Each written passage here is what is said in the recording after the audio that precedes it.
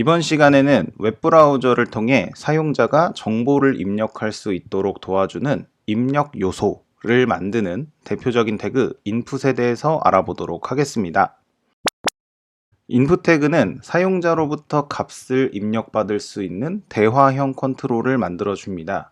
대화형 컨트롤은 다른 말로 필드라고도 하고 우리에게 친숙한 표현으로는 입력창이라고 부르기도 합니다. 이는 기본적으로 인라인 요소이고요. 단일 태그입니다. 아래 예시를 보면 인풋 태그의 결과로 하얗고 네모난 입력창이 생긴 것이 보이시죠? 여기에는 사용자가 키보드로 무언가를 입력할 수가 있습니다. 인풋에는 타입이라고 하는 무척 중요한 속성이 존재합니다. 인풋 요소는 타입 속성의 값에 따라 요소의 형태나 입력값의 유형 등이 달라집니다. 사용 가능한 타입은 무려 20여 가지가 넘는데 아무것도 지정하지 않았을 때의 기본값은 텍스트입니다. 아래의 그림을 보시면 6개의 요소가 보이는데요. 각각 문자 입력창, 체크박스, 날짜 입력창, 색상 선택, 버튼, 그리고 숫자 입력창입니다. 놀랍게도 이 요소들은 모두 인풋 태그로 만든 요소들인데요. 단지 서로 간에 타입 속성 값이 다를 뿐입니다. 타입 속성 값에 의해 요소의 모습이나 값의 유형 등이 달라짐에 따라 적용할 수 있는 추가 속성의 종류도 조금씩 달라집니다. 입력값의 유형이 달라져 버리기 때문에 사용 방법이 달라지는 것 또한 자연스러운 일이겠죠. 타입의 속성이 20여 가지가 넘는데 그에 따른 추가 속성이나 사용 방법도 다르다고 하니 너무 막막하다라고 생각하시는 분들도 계실 수 있겠습니다. 그러나 너무 걱정하지 마세요. 대부분의 타입이 우리가 인터넷 서핑을 하면서 한 번쯤은 다 사용해본 친숙한 유형이기 때문에 굳이 외우려고 하지 않더라도 몇 번 실습을 진행하고 나면 자연스럽게 익혀지실 겁니다. 뒤에서 진행할 실습 시간에는 자주 쓰이거나 친숙한 것들 위주로 동작 방법에 초점을 두고 실습을 진행하도록 하겠습니다. 미리 알려드릴게요. 혹시나 사용 가능한 모든 속성에 대한 정보가 궁금하신 분들은 아래 링크를 참고하시면 되겠습니다. 이 링크는 제가 설명란이나 댓글창에도 따로 작성해 두도록 하겠습니다. 속성 값에 따라 사용 방법이 조금씩 달라진다고 말씀드렸지만 인풋 태그의 타입이 무엇이든지 간에 예외 없이 지정 가능한 속성도 존재합니다. 그중 대표적인 속성이 바로 name입니다. name은 식별자 역할을 하는 속성이고요. 이는 입력 항목에 대해 이름을 지정해주는 속성이라고 생각하시면 됩니다. 아래 그림을 보시면 같은 텍스트 타입으로 지정된 입력 요소가 두 개 있는데요. 하나는 name을 닉네임으로, 하나는 잡으로 지정해 주었습니다. 이렇게 하면 복수의 입력 요소가 같은 형태와 입력 유형을 가졌다고 해도 서로 간에 목적이 구별됩니다. 이렇게 name이라는 속성을 지정해 서로를 구별해 주는 것은 나중에 자바스크립트나 서버 프로그램 등으로 사용자가 입력한 데이터를 처리해 줄 때 원활한 처리를 위해 꼭 필요한 작업입니다. 그러나 자바스크립트니 서버니 하는 것은 아직 우리가 배우지 않은 내용이니까 name을 통한 입력 요소의 구별은 무척 중요하다 라는 사실만 일단 기억해 주시면 좋을 것 같습니다. 자, 지금까지 인풋에 대해서 알아보았습니다. 그러면 이제부터는 실습을 통해 인풋 태그의 다양한 쓸모를 확인해 보는 시간 가져볼게요. 바로 시작하겠습니다.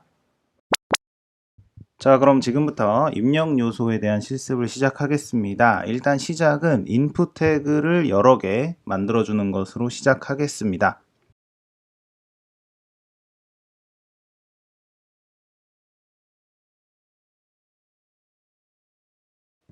네, 이렇게 5개의 인풋을 만들어주는 것으로 시작을 했는데요. 인풋에는 현재 타입이 하나도 지정되어 있지 않은 상태입니다. 그 말은 현재 모든 인풋의 타입이 텍스트로 지정이 되어 있는 거나 마찬가지다 라는 의미인데요. 따라서 모든 입력 요소에는 텍스트를 입력할 수가 있는 상태입니다. 그렇죠? 다 똑같아요. 그래서 지금부터는 각 인풋의 타입을 다 다르게 만들어서 형태가 어떻게 다른지, 입력값의 유형은 어떻게 되는지 확인해 보도록 하겠습니다.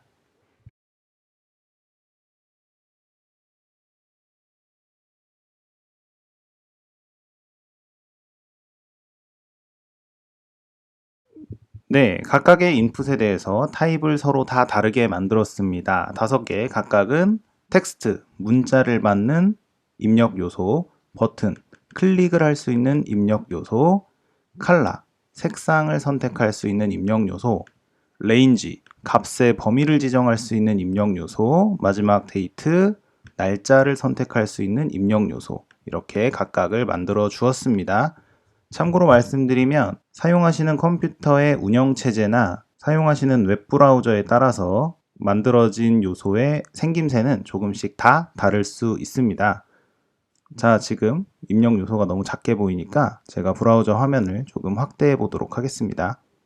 네, 잘 보이죠? 이렇게 여러 가지 타입의 인풋이 만들어졌는데요. 각 입력 요소는 유형이 다르기 때문에 서로 추가할 수 있는 속성의 종류가 조금씩 다릅니다. 그래서 하나하나 한 번씩 확인해 보도록 할게요. 일단 텍스트 같은 경우에는 기본적으로 문자를 입력받을 수가 있는 입력 요소인데요. 여기에 입력 전에 안내 메시지를 하나 만들어 보도록 하겠습니다. 속성은 플레이스 홀더입니다.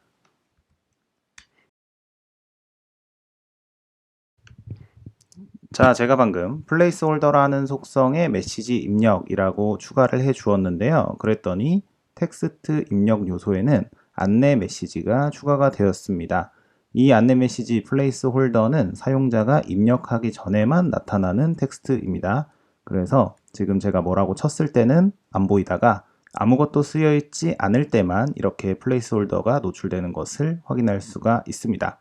그리고 텍스트에는 개수 제한을 주기 위한 속성도 존재합니다. 바로 max length라는 속성이 그것입니다. 제가 max length를 5라고 지정을 해볼게요. 그러고 나서 메시지를 입력하면 네, 지금 저는 계속 자판을 두드리고 있는데도 문자가 추가되지 않는 것을 확인할 수가 있습니다. max length였습니다. 이런 식으로 텍스트를 입력할 때 문자 개수 제한이나 안내 메시지를 추가할 수가 있는데 다른 요소들에서는 지금 현재 그런 것들이 필요하지 않다라는 것이 바로 느껴지실 겁니다. 맞죠? 자, 그럼 두 번째 버튼입니다. 버튼 같은 경우는 이렇게 클릭을 입력받는 입력 요소인데 아무것도 쓰여 있지가 않죠. 여기에다 무언가를 써주려면 어떻게 해야 될까요? 무언가를 써주려면 바로 value라는 속성을 추가해 주시면 됩니다. value는 값이죠. push라고 하는 값을 제가 추가했고요. 새로 고침하면 push라고 하는 메시지가 버튼에 추가된 것을 확인할 수가 있습니다. 그 다음 컬러입니다. 컬러는 색상을 선택하는 입력 요소죠. 그래서 컬러를 선택하게 되면 이렇게 컬러를 선택할 수 있는 컬러 피커, 다른 말로는 팔레트가 나옵니다. 팔레트가 나와서 색상을 선택하면 색상이 바뀌는 것을 확인할 수가 있습니다. 색상 요소는 텍스트를 표시할 이유가 딱히 없죠. 없기 때문에 맥스 랭스라든지 플레이스 홀더 이런 것들은 딱히 필요하지 않은데요. 만약에 옆에다가 뭔가 안내 문구라도 간단하게 쓰고 싶다 그러시면 인풋 태그의 속성이 아니라 옆에다가 그냥 텍스트를 써주시는 방법을 사용하시면 되겠습니다.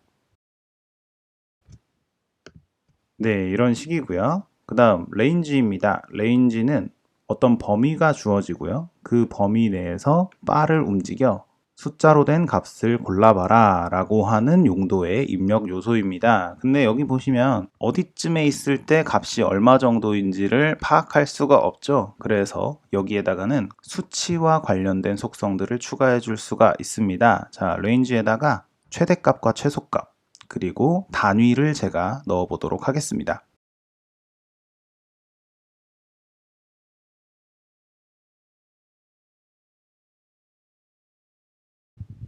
네, 지금 제가 레인지에다가 맥스는 100, 미는 0, 스텝은 10 이런 식으로 속성을 추가했는데요. 그러면 이제 가장 왼쪽으로 당겼을 때 0부터 시작을 해서 한 번 움직일 때마다 10씩 움직이는 것입니다. 10씩 움직이고요. 키보드로도 움직일 수 있습니다. 그리고 이렇게 움직여서 마지막까지 가면 이제는 100이 되는 겁니다. 그래서 이렇게 맥스와 민 스텝을 사용해 값을 어떤 식으로 선택할지 정해줄 수가 있습니다. 레인지였고요. 마지막은 데이트입니다. 데이트는 date라는 타입을 추가해 준 것만으로도 우리가 편하게 날짜를 선택할 수 있게 해주는 요소입니다. 이렇게 누르면 달력이 나오죠. 달력이 나오기 때문에 원하는 날짜를 선택하기만 하면 이렇게 입력창에 표시가 됩니다. 네, 데이트 요소였습니다. 이 외에도 여러 가지 타입이 있다라는 건 이제 알고 계시죠? 그러나 그런 것들을 머릿속에 달달 외우고 있는 게 아니라 어떤 것들이 있는지, 또 어떤 것들을 사용할 때는 어떤 자료를 참고해야 하는지, 그런 것들을 알아가는 것이 좀 더 효율적이고 바람직한 공부 방법입니다. 해서 이렇게 인풋 요소의 유형들 몇 가지만 살펴보면서 연습을 해봤고요. 그리고 마지막 인풋 요소의 중요한 속성이 있다고 말씀드렸죠. 바로 네임입니다.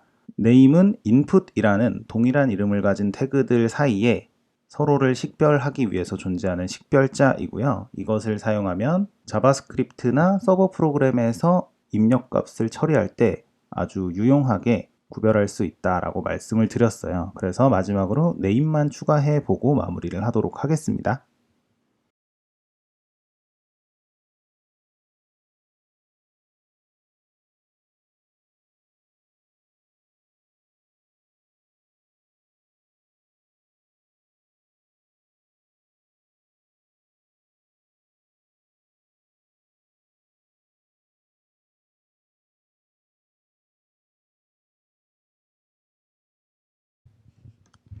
네, 이렇게 각각의 인풋에다가 네임을 여러 가지 추가해 보았는데요. 네임은 아이디나 클래스와 마찬가지로 사용자가 그 값을 정해줄 수 있는 속성입니다. 정해져 있는 속성 값 중에서 선택하는 게 아니라는 말이죠. 이것은 어디까지나 나중에 서버 프로그램이나 자바스크립트 프로그램에서 처리하기 위해서 사용자가 식별을 해두는 기능이기 때문에 값은 적절하게 알아보기 쉬운 것으로 지정해 주시면 되겠습니다. 이렇게 네임을 아무렇게나 지정해 봄으로써 네임이 중요한 속성이다 라는 것을 한번 강조해 보았고요. 이렇게 실습을 마무리해 보도록 하겠습니다. 이번 영상의 내용을 정리합니다. 인풋 태그는 입력 요소를 만드는 태그입니다. 인풋 태그는 타입 속성을 통해 형태와 입력 값의 유형을 결정하고요.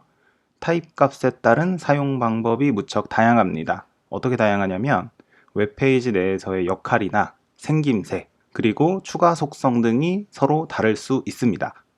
그리고 마지막 네임 속성으로 인풋 요소를 구별할 수 있다라고 말씀을 드렸고요. 이는 항목을 나누는 식별자입니다.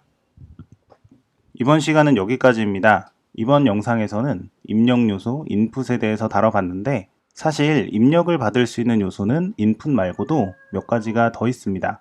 따라서 다음 영상에서는 인풋 외에 다른 입력 요소에 대해서 알아보는 시간 가져보도록 하겠습니다. 영상 보시느라 수고 많으셨고요. 그럼 다음 영상에서 뵙겠습니다. 감사합니다.